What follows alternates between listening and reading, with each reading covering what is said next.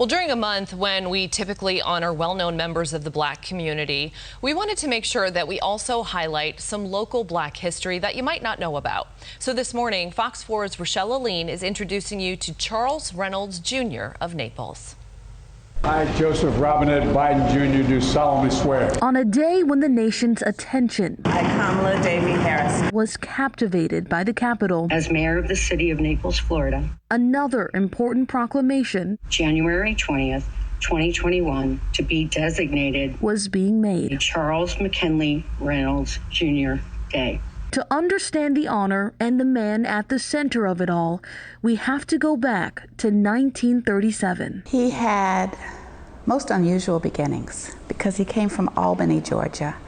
And Albany had an interesting, for the South, a very interesting dynamic. Reynolds' wife and widow, Risa, says he grew up knowing the sting of racism, but without some of its harshest barbs. The Klan didn't come into Albany.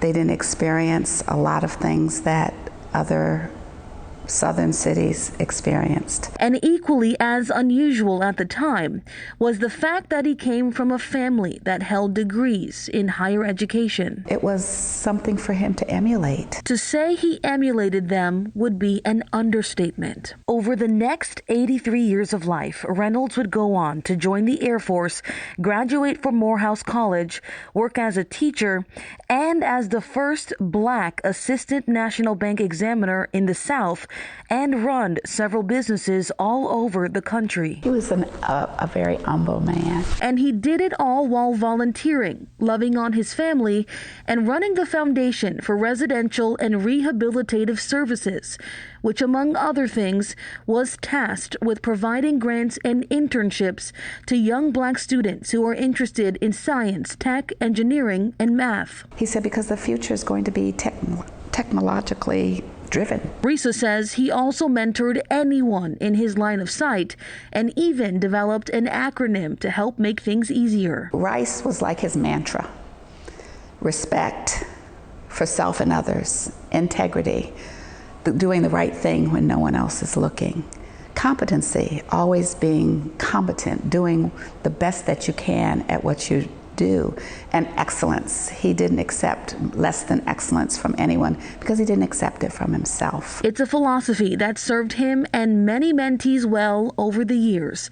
And Risa says it's one that carried him through several battles with cancer. And after beating it each time in 2020, it came back, and fast, moving from his pancreas to his liver by the end of the year. And he said he had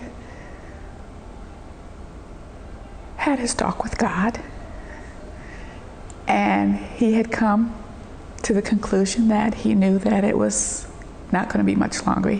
He told me to be strong. And even while facing the end head on, Risa says her husband, ever the mentor, taught the RICE method to hospital staff. I remember coming in, and there were two physical therapists there working with him one day, and he says, "Well, young lady, what are you going to do with this physical therapy? I have a friend who has 5 physical therapy centers." He said, I think you need to go back and get a higher degree. And I just found it fascinating that he was always, even then, concerned about other people and them reaching their goals and exceeding their goals and using RICE to do it. Reynolds passed away on December 26, 2020, but not before making a mark on everyone he met and every place he went, and not before making a final request of his foundation, which was inspired by his own health battle. He said if Charles Drew could come up with plasma, there should be some,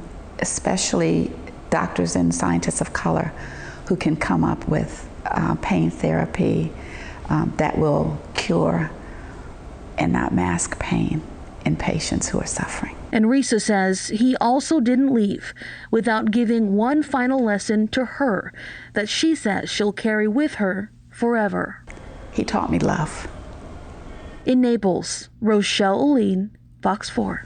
Leaves behind a beautiful legacy, and we want to thank the Boulay fraternity for bringing Mr. Reynolds' story to us here at Fox 4.